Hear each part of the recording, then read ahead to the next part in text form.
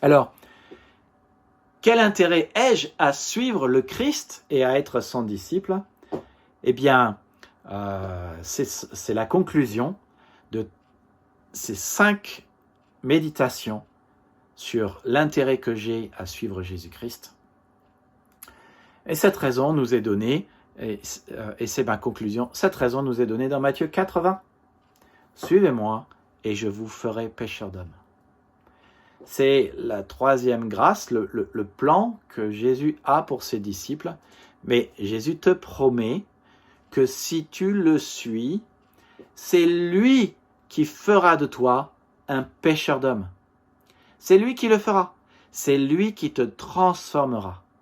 Mais note, c'est une question de relation avec Jésus. C'est une question d'écouter ce qu'il dit. Et c'est une question aussi de mettre à sa disposition ce que tu as, ce que tu es, et ta profession. Et de faire ce qu'il dit. Tu vois, la pêche miraculeuse n'aurait pu jamais avoir lieu si Pierre n'avait pas fait à la lettre ce que Jésus avait dit, de jeter le filet. Il a dû faire exactement ce que Jésus a dit. Alors, ma conclusion sur quel intérêt il y a à suivre Jésus, en fait, elle consiste à se dire, qu'est-ce que Pierre aurait dit? Alors voilà une bonne question. Qu'est-ce que Pierre aurait dit? Il aurait dit que le Christ, non seulement est une autorité spirituelle, il enseigne la parole de Dieu, mais il est l'autorité sur la création. Il a des super pouvoirs, en fait, il est tout puissant. Il a des pouvoirs pratiques et il a sa puissance. En fait, il est Dieu. Donc il peut tout faire. Voilà pourquoi j'ai intérêt à être dans son camp, à le suivre, à croire en lui, à lui faire confiance.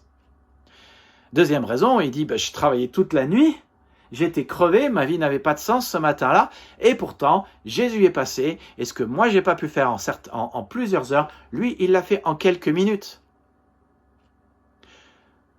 Je lui ai dit, Seigneur, tu vas pas faire cela, il a osé me contredire pour mon bien, parce qu'il a mon bien en tête. Il m'a montré qu'il peut prendre soin donc de ma vie financière familiale, de la vie de mes associés, parce que j'étais là avec mon entreprise et mes associés. Et il m'a béni à un tel point que j'ai dû appeler les autres à la rescousse et partager avec eux. Ça, c'est incroyable. Parce que j'ai suivi Jésus. J'ai fait ce qu'il m'a dit. Il m'a dit, avance en eau profonde. Je l'ai fait. Il a voulu monter dans ma barque, je l'ai admis dans ma barque. Il m'a dit, avance en eau profonde, je l'ai fait. Il m'a dit, jette le filet à gauche, je l'ai fait. Et ça a marché. Lorsque devant lui, je me suis senti immensément pécheur, il a su trouver les mots justes et il ne m'a pas adressé de reproches. Il est passé par-dessus mon péché, il m'a rassuré. Il a dit, ne crains pas, et il m'a dit quel est son programme. Alors, oui, je dirais que le Christ est digne d'être suivi. Et si je le suis, il va prendre soin de ma vie financière, de tous mes besoins, de ma famille. Si je mets à sa disposition ma barque et que j'avance en eau profonde comme il me le demande et que je jette le filet comme il me demande, il va rendre possible l'impossible. Voilà pourquoi nous avons un avantage à suivre le Christ. Être un pêcheur de poissons, je n'ai aucune idée de ce dont il parle. Mais de la même manière que j'avais aucune idée que mes 2 filets allaient être pleins, je crois qu'il peut rendre possible l'impossible. Et de la même manière qu'il a su faire un miracle, il s'occupera du reste. Alors, me voici, Seigneur, je ne m'inquiète pas, mais je vais être à ta suite et je vais faire ce que tu me dis.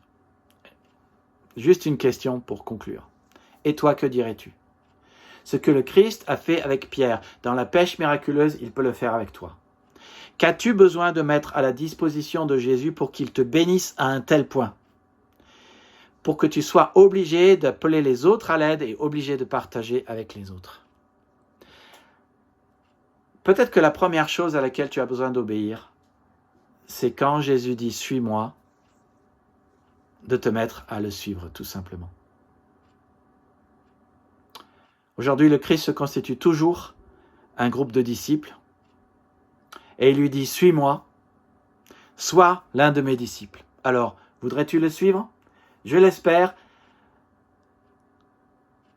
lis sa parole chaque jour, pose-toi la question, lis un paragraphe, pose-toi la question, qu'est-ce que j'apprends sur Dieu, qu'est-ce que j'apprends sur les hommes, qu'est-ce que j'apprends sur les choses à faire et pas faire. Et essaye de les faire dans ta journée, sois avec Jésus, suis Jésus, va dans une église qui prêche la parole de Dieu et qui la vit, et fais-toi baptiser. Que Dieu te bénisse et à bientôt.